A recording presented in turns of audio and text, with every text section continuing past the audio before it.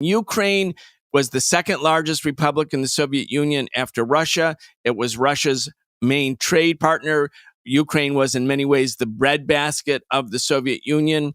After the counter-revolution overthrew the governments in the Soviet Union, in Russia, in Ukraine, Ukraine became independent. And for the last, all the time since 1991, all the time, almost 30 years, the U.S. has been pumping in billions of dollars through the so-called National Endowment for Democracy, other non-governmental organizations.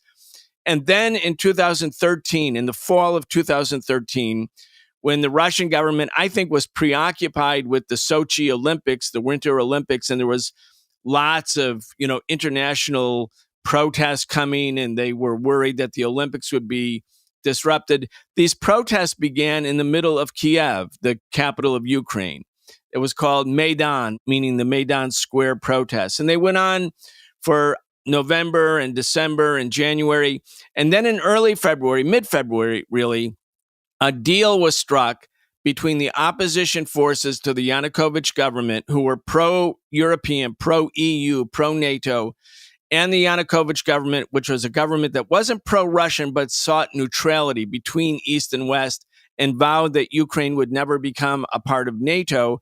They came to a deal with Yanukovych, and the Russians were at the table, and the Germans were at the table, and the French were at the table, and the U.S. was at the table, but as an observer. And there was an agreement that Yanukovych would pull the police out of the center of Kiev, that he would call early elections in Ukraine, meaning allowing the opposition to replace him as the president. He would devolve authority from the center of Ukraine to the regions, which was another demand of the opposition. And he signed that agreement with international observers watching on February 21st, 2014. On February 22nd, 2014, fascist-led militias stormed the parliament, dispersed the parliament, tried to kill the president. He fled for his life, and they created a neo-Nazi regime in Ukraine at that time. The whole eastern part of the country speaks Russian, was historically part of Russia. I mean, in 1625, Kiev was a capital of Russia. I mean, it's always been historically part of Russia, at least the eastern part of Ukraine. They banned the Russian language, and they made it clear that they were going to join NATO. Now, at that moment, the U.S. thought, and by the way, John McCain, Hillary Clinton spokespersons, they were all in Maidan. They were handing out cookies to the protesters. The U.S. government, both parties, joint operation, all the U.S. media cheering them on, saying this was the greatest day for Ukrainian democracy when the fascists stormed the parliament and dispersed the government. And they thought, okay, we have Russia by the throat. And it was then that Putin said, look, we're going to let the people in Crimea, who are almost all Russian speakers and ethnically Russian, we're going to let them have a referendum about whether under these circumstances they want to reaffix Crimea to Russia. And they had a referendum in June 2014, and 95% of the people voted, yes, we prefer to be with Russia. Crimea had always been part of Russia. It was only given to Ukraine in 1954 by Nikita Khrushchev when Ukraine and Russia were part of the same country, the Soviet Union. And so when Putin did that, the United States accused Russia of seizing Ukraine because that referendum took place in Crimea where the people voted to associate with Russia rather than Ukraine.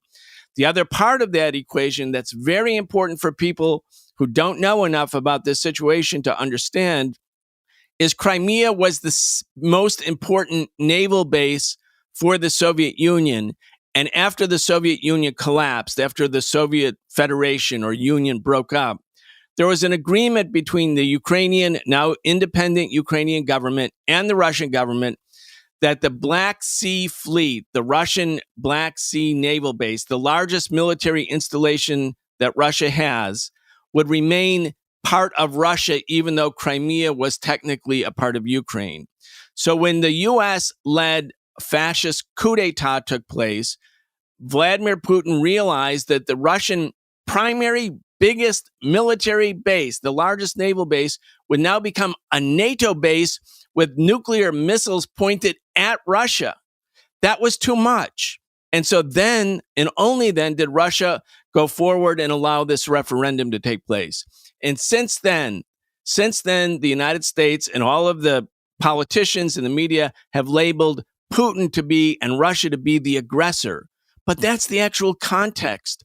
And so Russia now feels that Ukraine, which was the exact, planes through which Hitler invaded the Soviet Union in June 1941, what Putin is saying is this is a red line for us. We are not going to allow Ukraine, formerly our biggest ally, the second biggest republic in the Soviet Union, to be used by NATO to prepare for an invasion of Russia.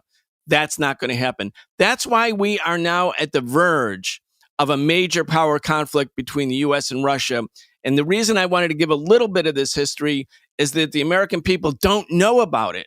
And they just think, because they're told every day that Putin is bad, he's an autocrat, and Russia is an aggressor, when in fact, Putin, and in this case, Russia, are the victim of Western aggression.